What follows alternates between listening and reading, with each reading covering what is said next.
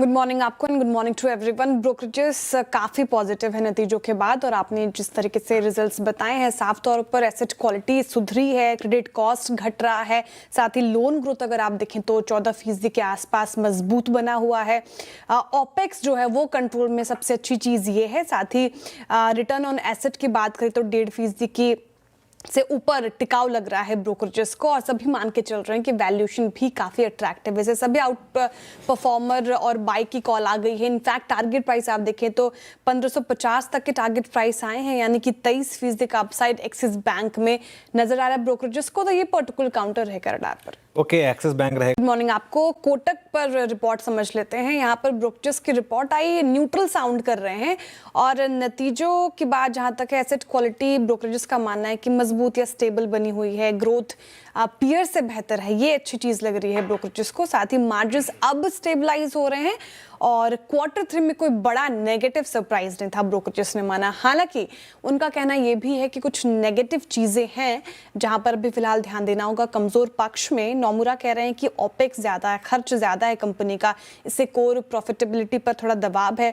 और जेफरीज का मानना है कि जैसे NIA की बात हो रही थी वहाँ पर थोड़ी ग्रोथ धीमी है, और साथ ही IDBI डील की जो संभावनाएं हैं वो कहीं ना कहीं अब थोड़ी धूमिल और कम होती नजर आ रही। तो इन कुछ चीज़ों पर ध्यान रहेगी, लेकिन नंबर्स की बात करें तो ठीक ठाक, इसलिए न्यूट्रल कॉल है कोटक पर।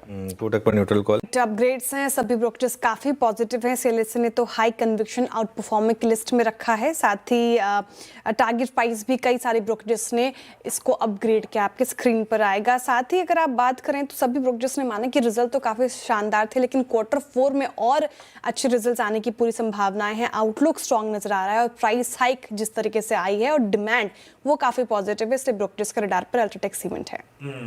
डिवाइडेड है ब्रोकरेजेस। सिटी ने जहां पे बिकवाली की राय रखी है, वहीं जेफरीज थोड़ा पॉजिटिव साउंड कर रहे हैं। अब दोनों के पक्ष मैं आपको समझा देती हूँ। सिटी कह रहे हैं कि Q3 में एबिटा देखें तो साल दर साल बढ़ा है, नो डाउट, लेकिन क्वार्टर एंड क्वार्टर्स बेसिस अगर आप देखें तो वो गिरावट यहाँ पे देखने को मिली, जो कि एक नेगेटिव ट्रिगर है। लेवरेज कंसर्न नजर आ रहा है।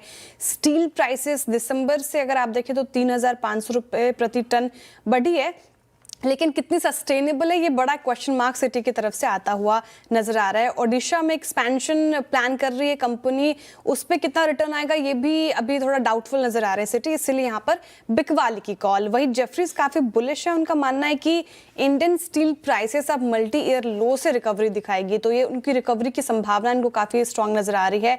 Q4 में वो नंबर्स पे रिफ्लेक्ट होगा उनका मानना है। और मार्च क्वार्टर में EBITDA 34% quarter and quarter jump हुआ है एस्टिमेशंस के मुताबिक।